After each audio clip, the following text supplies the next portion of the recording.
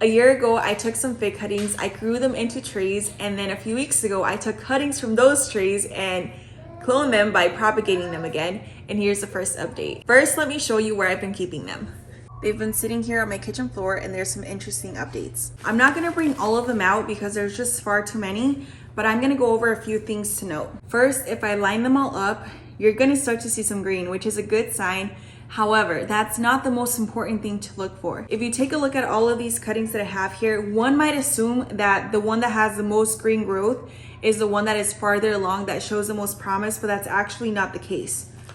So let me go over a few things. This is actually one of the very first ones I did, and this one is a yellow long neck. So if we look at the cutting itself, you see some green growth. However, some of these are actually figs that it's trying to grow, which is pretty cool. However, that's not what we want. Producing fruit is going to take a lot of this cutting's energy, and I don't want it to direct all of its energy towards that fruit. If it uses too much energy trying to grow these little fruit, it's not going to put that energy into roots or into green growth. So I'm going to go ahead and take those off. Just like that. By doing that, I'm redirecting its energy away from fruiting. Here's another cutting, and as you guys can see, this one is starting to leaf out and it looks really nice. I haven't watered anything at all. I haven't touched them aside from peeking at them once in a while. They've just been sitting there this whole time. And we keep our house in the low 70s at this point in time. So these bags still have moisture. That's why I like using bags versus using pots. The first time I ever tried to propagate figs, I just couldn't get a good grasp of how much to water and how often to water. So either I was letting them dry out far too long or I was overwatering them, and I got very mixed results.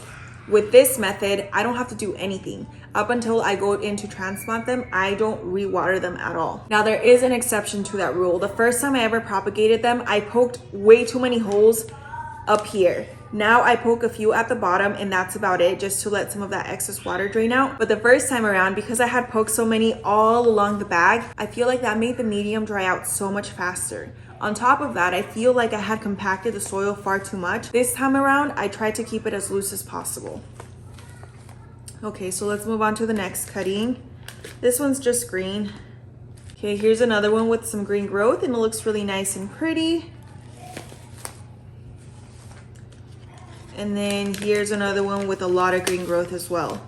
I like the fact that this one is starting to push out green growth, but it's not really trying to put out fruit, which is exactly what I'm looking for. Out of all these cuttings, this one doesn't have the most amount of growth, but I think it shows the most promise, and here's why. Whenever I look for progress in my fig cuttings, I don't look at the tops. Aside from checking for fruit, green leaves is not an indicator that you've successfully propagated this fig cutting, because the most important thing is getting it to root. So this one doesn't have a whole ton of green growth going on, but it does have some roots popping up right here, which is very exciting. And this isn't even a variety that I'm the most excited about. This is a black mission fig.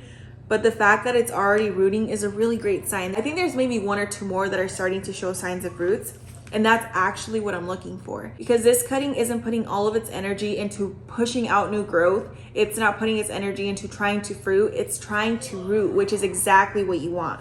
And the moment you start to see some of those roots popping through, the rest of them are gonna start coming through like crazy. So whenever you're checking your cuttings, try not to focus so much on the top growth. Always check for the roots instead. Don't be too worried if they do start leafing out before they start rooting. A lot of mine did that last time around, and even though it took a while for them to start rooting out, they eventually did, which is the most important thing. But that's the ultimate goal, is to get them to root before seeing any of the other growth going on.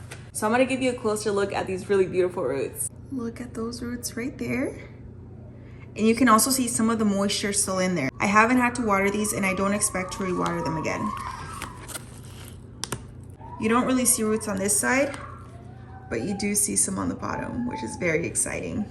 That's the update for now. These cuttings are looking incredible, and I expect them to look even better in a few more weeks. By spring, they'll definitely be ready to up pot.